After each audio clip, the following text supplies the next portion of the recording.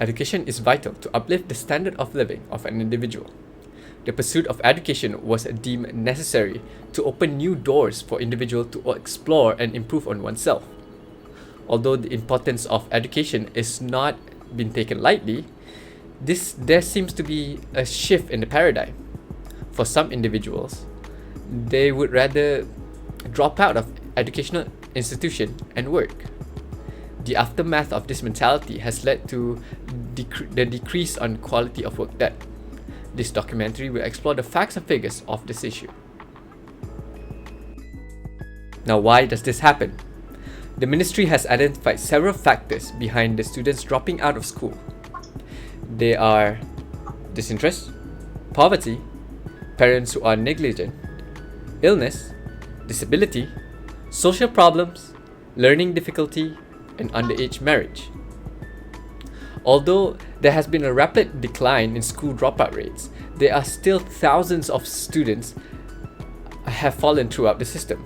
The number of students who have dropped out before completing their primary education was 15,388 in 2000. And aside from a surge in 2010, it has declined steadily to 3,820 students in 2013. Statistics shows the number of those who do not continue to pursue the secondary school studies are higher. It starts from 45,212 in 2000 and about 10% of the population, and now is about 14,389, about 3% of the population. The reason for dropout is still the same: lack of interest, poverty, mental health, drugs, falling pregnant, and bullying. On tertiary education, the statistic of dropping out is low, but noticeable.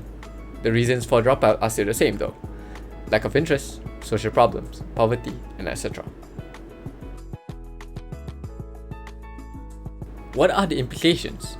The implications from the issue that we're facing is that we have individuals that will be stagnated and won't be able to live to their full potential. This is ultimately only the tip of the iceberg, as it will set up chain events that will affect society as a whole.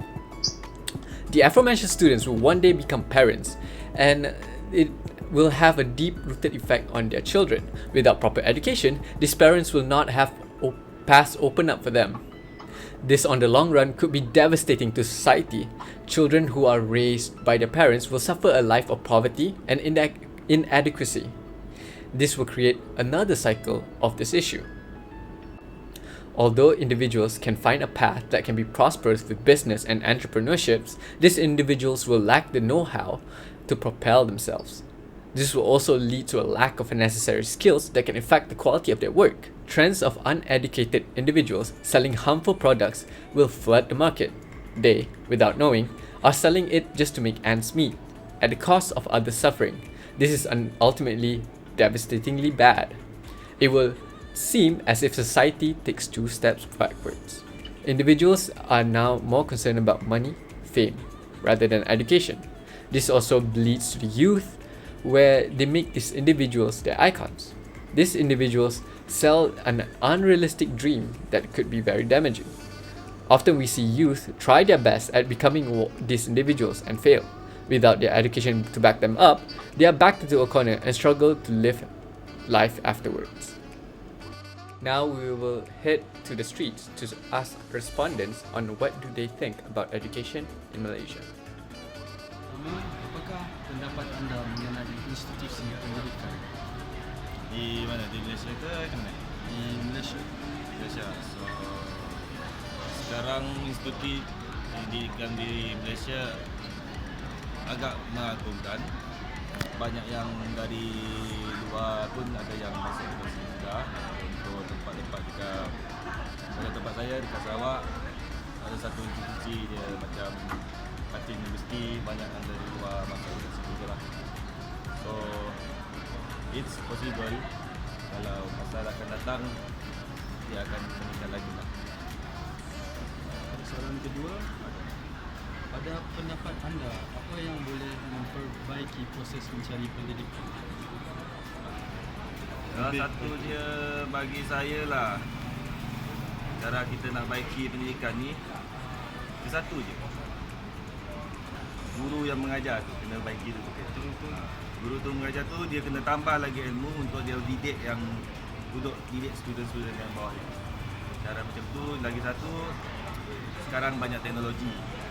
Kita kena refresh balik dari teknologi, so macam kita tengok dekat Google ke apa ke, refresh balik, then kita belajar dari satu lagi pengalaman lah. Baru kita dapat ni lah, dapat perbaiki dari contoh kata macam pengalaman mengajar kita lah. Saya setuju. Soalan ketiga, pada pendapat anda, adakah seseorang boleh hidup tanpa pendidikan? Rasanya tak boleh. Tak dapat. Tak bukan apa. Sebab macam saya sendiri pun masih cari. Masih lagi belajar tentang itu ini. Contoh macam kita ni terlibat dengan sistem ke apa ke. Kadang-kadang sesuatu barang tu kita pun sendiri kena belajar. Jadi memang kita perlu ilmu lah. Je. Yang penting kita dah sampaikan ilmu tu dengan orang lain. Terima kasih. Okay, sama. Okay. Apakah pendapat anda tentang situasi pendidikan? Pendapat saya tentang sistem pendidikan sekarang lebih kurang meningkatkan. Jadi sebagai contoh untuk hari ini kerajaan telah tentukan kalau masa kita dalam satu form ni, aliran form tu akan ditentukan oleh sekolah yang sebagai contoh kelas hadapan kebanyakannya akan masuk ke aliran sains, dan kelas belakang tu akan masuk ke aliran seni atau sosial. Bukan itu dah wujudnya kurang kasar. Okay, soalan kedua, pada pendapat anda, bolehkah seseorang hidup tanpa mencari pendidikan? Pendapat saya sebab pendidikan tu penting untuk menaikkan taraf. Kita perlukan ilmu untuk hidup.